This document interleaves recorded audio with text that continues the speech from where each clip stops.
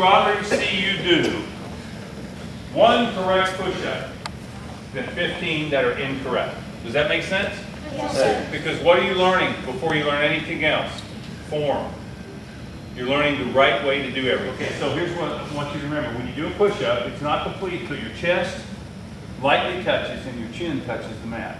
And when you do it, you want to have your eyes anchored on the mat, 18 inches in front of your body, and your body straight. So when you touch your chin and you push back up, I'm still looking right here. Everybody do that for me? Okay, front leaning rest position. Ready? Down one, up one, down two, up two, down three, hold.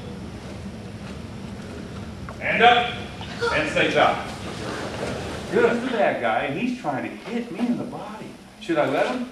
Yes, sir. Okay, should I block it? Yes, sir. And then I should probably hit him a few minutes later. I should hit him right after I block it. Yes, sir. Okay, so let's see what makes more sense. He punches. Does that make sense? Yes, sir. Okay. Okay, he says no, you say yes. Now, think about this. What are my choices? Well, I could go first, but no, I'm a nice guy. I'm going to let him throw it first. I might be sorry later. He throws the punch and I go 1, 2. Was there a gap between the block and the punch? Yes, sir. So let's rethink it. Go. How about if as he punches, I hit him right then? Saves time and money, you know. Well, not money, but it saves time, right? And also, what is it doing? He is most vulnerable while his mind is occupied. When he's all defensive oriented and covering up, he's preparing for impact. I get him when his mind is occupied. If I say, why do you train hard? Your answer is, so I don't have to try hard. Why do you train hard? So I don't have to try hard. Now, say it like you mean it. Why do you train hard? So I don't have to try hard. Yeah, say it like you mean it, right? And you're pre-planning. You're making up your mind. This is my mindset. Focused? Yes, sir. Aiming? Yes, sir. Are you highly motivated? Yes, sir. Here we go. 1. That might have been a little faster. 2, 3. Okay, there's no point in continuing this exercise because I know for a fact it's not scientifically possible that any of you could possibly kick any faster than you just kicked, right? Yes, sir. You mean some of you have been saving up, holding back a little speed and energy that it's just possible we could kick a little faster than that? Yes, sir. It's inconceivable. It's too much for my brain to comprehend. I just can't believe it. Unless, of course, you'd like to prove it. Would you like to? Yes, sir. See the absolute fastest front kick you've ever thrown in your life. When I say go. Ready? 1. Did I say go? Yes. No. Remember, it's got to be the word go. 1. What's the first skill we developed in karate? Listening skill. Were you listening? Yes, sir. Okay, what's the word to kick on? Go. All right, here we go. 1, 2, 3. Gorillas are big, hairy animals that live in the zoo. Did I say go? No. What did I say? So what's the word to move on? Go. Right, listening skill. Right. 1, 2. Goats are animals that, right? Okay, good. So we're listening. You were ready for it. All right. Don't look at me. You'll hear it. Because trust your listening ability. 2, go!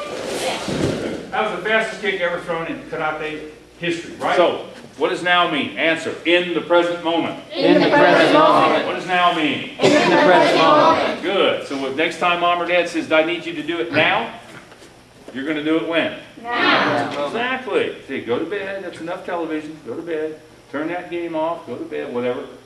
Oh, but I just want 5 more minutes. I just, come on. I want it. Nope. In the present moment. That's your giddy. Giddy. Your duty. Your honorable duty to carry out the order or the request, right, before it becomes an order, right then and there.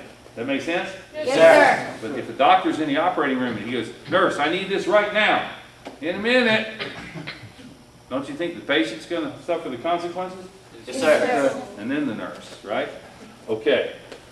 So that's what now means. The sooner you learn what now means, right? The smoother sailing you're going to experience in your life.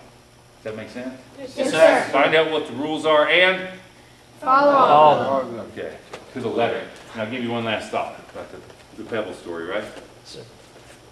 In ancient martial, you're being given information here by your teachers, and you guys have some great. You guys look around and see these young upcoming black belts or junior black belts. This is what you aspire to be.